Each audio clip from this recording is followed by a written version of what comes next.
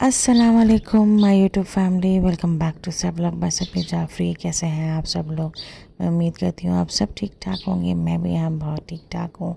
और थंबनेल और टाइटल से आप लोगों को अंदाज़ा हो गया होगा कि आज का ब्लॉग किस टॉपिक पे है या मैं आज के ब्लॉग में आप लोगों को कहाँ लेके जा रही हूँ। व्लॉग स्टार्ट करने से पहले kindly please subscribe my channel, hit the bell icon and like and share it. जी हाँ, आज हम जिधर जा रहे हैं वो बहुत ही मुक़द्दस जगह है लाहौर में। हम जा रहे हैं बीबी पाक दामत अलैहिस्सलाम की ज़ियारत करने के लिए। वैसे तो गाड़ी पार्क करने की अंदर भी जगह थी, लेकिन हम लोगों ने बाहर ही पार्क करके हम लोगों ने सोचा कि हम पैदल जाएंगे सब के सब वहाँ की ज़ियारत करने के लिए। और ज़ियारत करने से पहले हम लोगों ने यहाँ बाहर बाज़ार से जो है वो हमने ली चादर और कुछ दिए और मिठाई न्याज़ और नज़र के लिए। यहाँ पे सारी चीज़ें मिल जाती हैं, यहाँ तक कि आपको अपने अज़ा खाने के लिए कुछ इमाम बारगाह के लिए अलम चाहिए या कुछ भी चाहिए, आपको वो सारी चीज़ें यहाँ पे बहुत आसानी से मिल जाती हैं।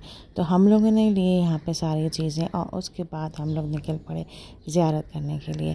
अच्छा, मैं यहाँ पे आई हूँ 6 साल के बाद, यानी 6 साल तक यहाँ की कंस्ट्रक्शन चलती रही थी और अल्हम्दुलिल्लाह 13 रजब को यहाँ की ओपनिंग हुई थी और इतना खूबसूरत हरम ये लग रहा था कि पूछे नहीं। बहुत ही अच्छी और बहुत ही खूबसूरत कंस्ट्रक्शन हुई थी यहाँ पे सारे जो जितने भी गुंबद थे, यहाँ पे जितने भी आप मेहराब देख रहे हैं, सारी चीज़ें बहुत अच्छी बनी हुई थी। पूरी फुल टाइल्स बने हुए थे यहाँ पे और ये इतना खूबसूरत हरा गुंबद लग रहा था। और यहाँ पे कहा जाता है कि इस गुंबद में काफ़ी अच्छी तरह कुरानी लिखाई हुई है। तो बहरहाल हम जब यहाँ पे आए तो ऑब्वियसली हम लोग को यहाँ पे ज़ियारत करनी थी बीबी पाक दामत अलैहिस्सलाम की। मैं यहाँ पे ज़ियारत भी करती रही और आप लोगों के लिए मैंने कहा कि मैं यहाँ कुछ शॉर्ट्स बना लूँ ताकि मेरे तवज्जुह से आप लोग भी यहाँ की ज़ियारत कर सकें।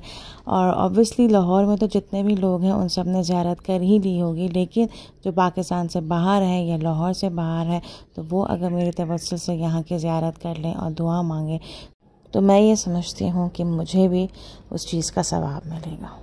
बीबी पाक दामत अलैहिस्सलाम कौन थी, ये कहाँ से आई थी, ये सबको पता है, लेकिन थोड़ा बहुत जितना मुझे नॉलेज है तो मैंने सोचा कि मैं भी आप लोगों के साथ शेयर करूं।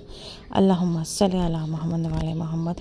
बीबी पाक दामत अलैहिस्सलाम का नाम बीबी रुक़ैया बिन्त अली यानी हज़रत अली अलैहिस्सलाम की बेटी थी, मौला अब्बास की बहन थी और हज़रत मुस्लिम बिन अक़ील की अहलिया थी। और इनके 4 बेटे थे और बाकी थी बेटियां। 2 बेटे जो है वो हज़रत मुस्लिम बिन अक़ील के साथ शहीद हो गए थे, यानी वाक़या करबला से पहले शहीद हो गए थे, और 2 बेटे जो है वाक़या करबला पे शहीद हुए थे। और जब बीबी यहाँ हिंदुस्तान आई थी तो इनके साथ इनकी बेटियां भी मौजूद थी जिनकी कब्रें यहाँ पे मौजूद हैं। मैं अपना एक्सपीरियंस आप लोगों के साथ बयान कर रही हूँ, यानी जब भी मैं यहाँ पे आती हूँ तो सबसे पहले बीबी को पुरसा देती हूँ और उसके बाद बीबी के वसीले से खुदा ताला से दुआ करती हूँ। तो मैं कभी भी इस दर से खाली हाथ नहीं गई, मैं हमेशा इस दर से भर भर के गई हूँ, मेरी झोलियाँ भर भर के गई हैं। यानी जब भी मैंने मन्नत मानी है यहाँ पे, चाहे चादर चढ़ाने की, चाहे न्याज़ देने की, चाहे दिए जलाने के लिए, मेरी हमेशा मन्नत यहाँ पे पूरी हुई है।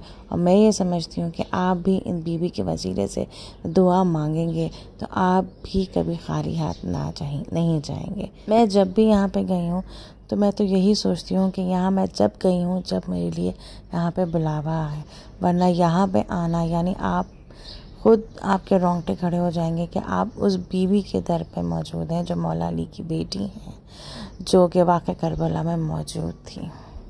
तो बहरहाल यहाँ पे मैं चला रही थी दिया मौला अब्बास के अलम के नीचे, और यहाँ पे बहुत ही खूबसूरत मौला अब्बास का अलम सजा हुआ था और उसके नीचे हम लोग यहाँ पे दिए जला रहे थे।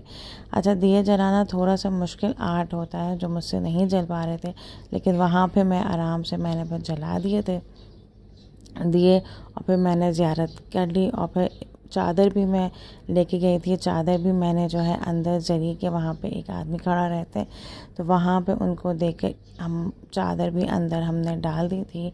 तो वहाँ पे आप जो भी न्याज़ नज़र भी करना चाहती हैं या आप वहाँ पे किसी को खाना भी खिलाना चाहती हैं, तो वहाँ जो है बहुत सारी दुकानें हैं कि वहाँ देग भी आपके चढ़ जाती है। यानी आप जो जो मन्नत और मुराद मांगना चाहें और उसके एवज़ आप कुछ भी करवाना चाहें, किसी को खाना खिलवाना चाहें, तो वहाँ ये सारी चीज़ें पूरी हो जाती हैं। और मैं ऑब्वियसली ज़ियारत करने के बाद तो मैं सिर्फ़ और सिर्फ रश्क ही करती रही कि इतनी खूबसूरत यहाँ पे कंस्ट्रक्शन हुई है। और सारी यहाँ पे जो गुंबद मीनार और ये जरी जो इतना खूबसूरत तरीके से बनाई गई है, सुभान अल्लाह। फिर उसके बाद हम लोगों ने ज़ियारत की मौला अब्बास के एक और अलम से।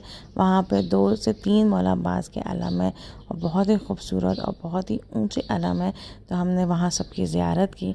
तो ये था मेरा छोटा सा व्लॉग। आई होप आपको पसंद आया होगा। So please do subscribe my channel, hit the bell icon and like and share. दुआ में याद रखिएगा। नेक्स्ट व्लॉग में मिलती हूँ। अल्लाह हाफ़िज़।